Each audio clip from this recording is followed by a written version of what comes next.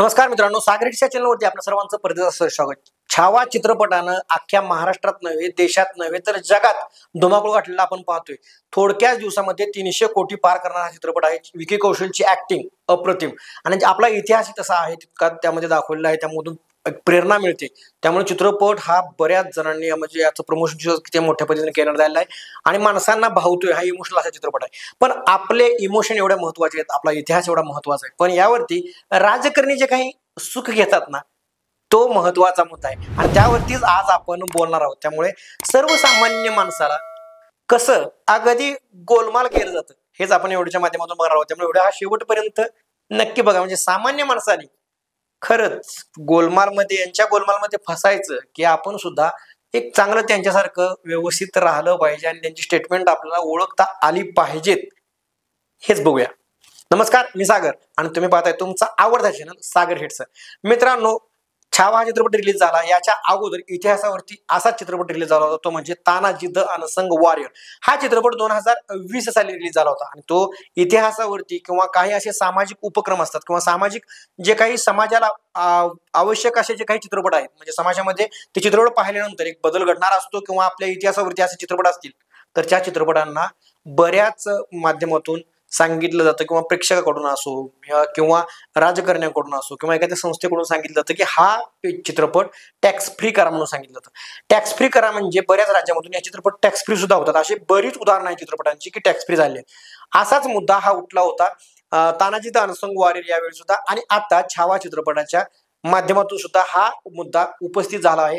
प्रेक्षकाकडून तर मागणी होतच आहे, पण बऱ्याच राजकारण्यांनी सुद्धा यामधून मागणी केलेली आहे. पण राजकारण सोडून द्या, आपण प्रेक्षकांचं धोरण चालू की ही मागणी होताना करमुक्त म्हणजे टॅक्स फ्री हा चित्रपट झाला तर बरीच पैकी याचं तिकीट वगैरे कमी होतं, कपात होतं. त्यामुळे आपल्याला चित्रपट बघायला अजूनही माणसं येतील आणि हा इतिहास सर्वांपर्यंत पोहोचल अशी टॅक्स फ्रीची संकल्पना असते. तर यामध्ये देवेंद्र फडणवीसांना पत्रकारांनी विचारलं की हा चित्रपट टॅक्स फ्री करावा अशी मागणी होत आहे, तर तुम्ही यावर काय सांगाल. तर देवेंद्र फडणवीसांनी यावरती जे काही सांगितलं ते अगदी त्यांच्या हिशेबानं अभ्यासपूर्ण नेतृत्व ते असल्यामुळं अगदी योग्य अशी त्यांना मांडणी करता येते, आकडेवारी करता येते, तारखा देता येतात, अगदी मुद्देसूद आकडे फटफट पटपट पटपट पटपट सांगून सामान्यांना त्यांच्याकडे आकर्षण कसं करून घ्यायचं इतकी विशाल बुद्धिमत्ता असलेला हा माणूस त्यांनी सांगितलं की हा चित्रपट जो आहे तो आपण टॅक्स फ्री करू शकतो. राज्य ज्यावेळेस टॅक्स फ्री करतात त्यावेळेस जो करमणूक कर आहे तो एंटरटेनमेंट टॅक्स त्या ठिकाणी माफ करत असतात. महाराष्ट्राने 2017 सालीच निर्णय घेतला आणि महाराष्ट्रामध्ये करमणूक कर हा आपण नेहमी करता रद्द केलेला आहे. त्यामुळे आपल्याकडे करमणूक कर नाही आणि म्हणून अशा प्रकारची माफी देण्याकरता तो करच आपल्याकडे नाहीये. तर मित्रांनो, देवेंद्र फडणवीस यांनी सांगितलं तुम्ही ऐकलं असेल तर असा हा अभ्यासपूर्ण नेता आपला जो काही सांगितलं याबद्दल मला सुद्धा वाटलं की काय मस्त सांगतात हा माणसं की महाराष्ट्रामध्ये टॅक्स फ्री मनोरंजनासाठी लावला जात नाही. किती मस्त, किती नियम केले.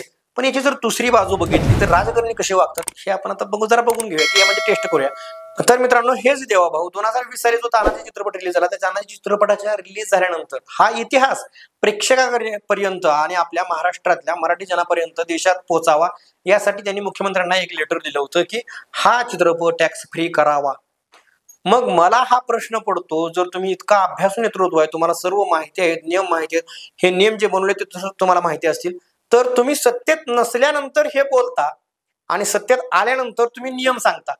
म्हणजे हे नियम जे काही आहेत, जे बनलेले आहेत ते माहिती असूनही मग जनतेला खुळं करायचं काम करता का? म्हणजे विरोधात असल्यानंतरच इतिहास, हिंदुत्व, हे ते या मागण्या त्या मागण्या म्हणजे त्या पूर्ण होत नाहीत, तरी एखाद्याला कसं काउंटर करायचं हे शिकावं तर आपल्या साहेबाकडून शिकावं. बाकी याचा मुद्दा जो काही आहे हा विरोधकांनी करायला पाहिजे होता खरं तर, पण विरोधकांना त्याची गरज नाही. कारण असं देवेंद्र फडणवीसांनी त्या वेळी ज्या वेळी असे मुद्दे उचलले ते असे उचलले आपण बऱ्याच वेळेला पाहिले. आता विरोधकांना सत्तेतच यायचं नाही हो, त्यामुळे त्यांना काय हा मुद्दा उचलला काय आणि नाही काय ते त्यांच्या रेसमध्ये लागले. पण देवेंद्र फडणवीसांची कुशाग्र अशी बुद्धी, याची बुद्धीची मी दाद देतो आणि मी त्यांचा खूप मोठा यामुळे चाहता झालो की बाबा कसं फिरवायचं जनतेला हे त्यांना अगदी समजते. आणि देवेंद्र फडणवीस हे बोलल्यानंतर, हे सगळं झाल्यानंतर यांची लेटर जे आहेत, जे काही लेटर आहे ते सोशल मीडियावर सुद्धा व्हायरल होते, त्यामुळे ट्रोल झाले. आणि थोडक्यात म्हणजे तोंडावर पडलेले आपल्याला पाहायला मिळेल. आणि देवाभाऊ असे काही तोंडावर पहिल्यांदा पडले आहेत अशी भरपूर स्टेटमेंट त्यांनी विरोधकात असल्यानंतर ज्यावेळेला सत्तेमध्ये ते नसतात त्यावेळेला अगदी प्रखरतेने अशा मुद्दे ते मस्तपणे मांडतात जनतेपुढे, आणि जनतेला आणि त्यांच्या बगल बच्चांना ते लय भारी वाटतं. आणि त्याचा प्रचार सुद्धा तितक्याच पद्धतीनं तितक्याच सिस्टीमने अगदी त्यांचे IT सेल मस्तपणे करत असतात. अशातलाच हा प्रकार झालेला आहे. आणि असं एकदा नाही तर याच्या मागून सुद्धा बऱ्याच वेळा घडलं आहे. ते म्हणजे सोयाबीनचं उदाहरण असत. आपण पाहिलेलं आहे की सोयाबीनला आम्ही किती भाव देऊ म्हटले पण सत्तेत आल्यानंतर किती दिलेलं आहे. आणि दुसरं जर उदाहरण घ्यायचं म्हटलं तर एक बैलगाडी भरून माझ्याकडे पुरावे आहे असं म्हटलेले साहेब आज त्यांच्याच मांडी लावून बसलेत. आता नशीब तो मुद्दा कोर्टाने खारिज केला ना, त्यामुळे आपण त्याच्यावरती बोलू शकत नाही. पण साहेबांनी त्यावेळेला कितीही अखंड तांडव मांडलं होतं. म्हणजे असं काही साहेबांची पहिलीच वेळ नाही. यावरून एकच शिकायचं, साहेबांचं काम करत असतील. साहेब हे अगदी अभ्यासपूर्ण नेतृत्व आहे. मी त्यांचा अगदी मोठा फॅन आहे. त्यामुळे साहेब हे अभ्यासपूर्णच बोलतात. त्यामुळे हे सुद्धा स्टेटमेंट अभ्यासपूर्ण दिले असेल. आता भले ही तारीख चुकीली असेल हे त्यांच्या लक्षात आल्यानंतर परत ते स्टेटमेंट दिले एखादं ते आपण वाट पाहू. पण सामान्य माणसांनी एकच गोष्ट लक्षात घ्यावी की सर्व काही नेते मंडळ आहेत, मी एकाला म्हणत नाही तर जे काही सर्व नेते मंडळ आहेत ते विरोधकात असल्यानंतर किती आक्रमकपणे माहिती असून ही गोष्टी आपल्याला कसं गुंडाळायचं बघतात हे आपण पाहिलं आहे. म्हणजे जे काही किती मुद्दे इलेक्शनच्या वेळेला किंवा विरोधकात असल्यानंतर जे काही काढतात ते मुद्दे खरंच गरज आहे का, आणि ते जर मुद्दे नसतील तर महत्वाचे जे काही मुद्दे आहेत त्यांच्याकडे डायव्हर्ट करण्यासाठी हे मुद्दे घेतले जातात का, हा सुद्धा प्रश्न पडतो. तर मित्रांनो, आपण ओळखून घ्या की आपल्या काय गरजा आहेत, मूलभूत गरजा देशातल्या महाराष्ट्रातल्या ज्या काही समस्या आहेत त्या काय समस्या आहेत हे जाणून घेऊन आपण त्यावरती त्यांना प्रश्न विचारायला पाहिजे. पण तसं होताना दिसत नाही, कारण त्यांच्या बगल बच्चांना आणि त्यांना आपल्याला डायव्हर्ट करायला अगदी योग्य पद्धतीनं जमतं. तर मित्रांनो, यावर तुमच्या काही प्रतिक्रिया आहेत. आता हे जे काही झालं देवेंद्र फडणवीस यावर तुमच्या काही प्रतिक्रिया असतील याबद्दल तुम्ही आम्हाला कमेंट करून नक्कीच कळवू शकता. धन्यवाद.